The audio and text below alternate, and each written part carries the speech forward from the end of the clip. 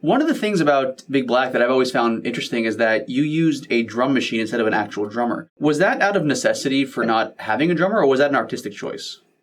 I suppose initially it was because it was a way, it facilitated me making these demos on my own without having to involve anybody else. I had played in a band in Chicago that used a drum machine. It's a band called Stations, and I played bass guitar in that band for about 6 or 8 months. We did some demo recording and played a couple of shows, but and I saw the convenience of having a drum machine there. I was into that kind of music. There was a kind of a spate of bands in that era that were trying to make use of electronic rhythms, and some of them were really distinctive bands, bands like Kraftwerk and Tuxedo Moon and Cabaret Voltaire, and I listened to a lot of that music, and I was influenced by a lot of that music, and I was trying to do something in that spirit, basically using the drum machine as a band member, like taking the drum machine seriously rather than having it be a placeholder for a regular drummer.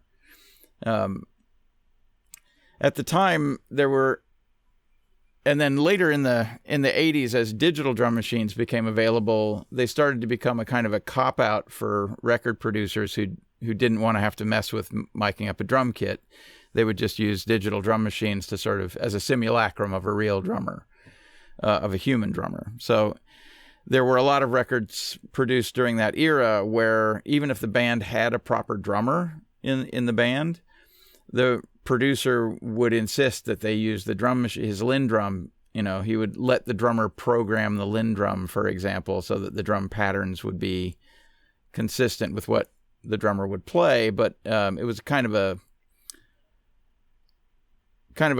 one of the many grotesqueries of record production of that era was that you'd have a band with a perfectly good drummer, and the record producer would replace the drummer with a drum machine because he preferred the repeatability and reliability of the drum machine, and in so doing really take a lot of the personality out of the band. I didn't want that to be my relationship with the drum machine. I wanted to take the drum machine seriously for its own eccentricities and for its own, for the things that it could do uniquely well.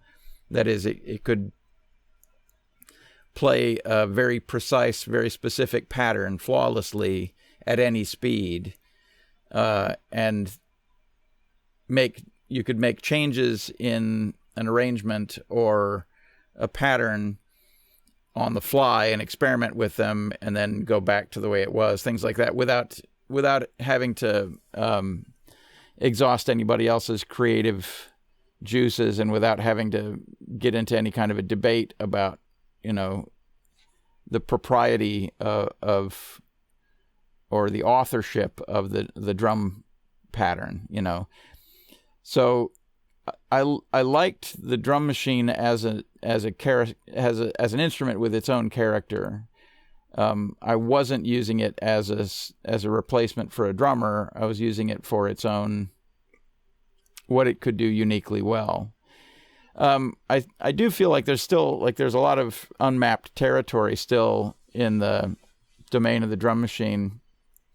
Like now that there's so much collage music being made, and electronic music is all principally being made from samples and synthetic instruments and things like that. Just having a dedicated physical drum machine is kind of a rarity these days. But I was intrigued by the potential of trying to get the maximum out of a limited, an instrument like that with a limited range, trying to make maximum use of it in a way. Thanks for watching, guys. If you like what you see, make sure to subscribe for more. All the videos on this channel are original. I'm the one conducting all the interviews and editing all the videos together. So if you guys like what you see and you want to support, the best way to do so is honestly just to subscribe. Lots more to come.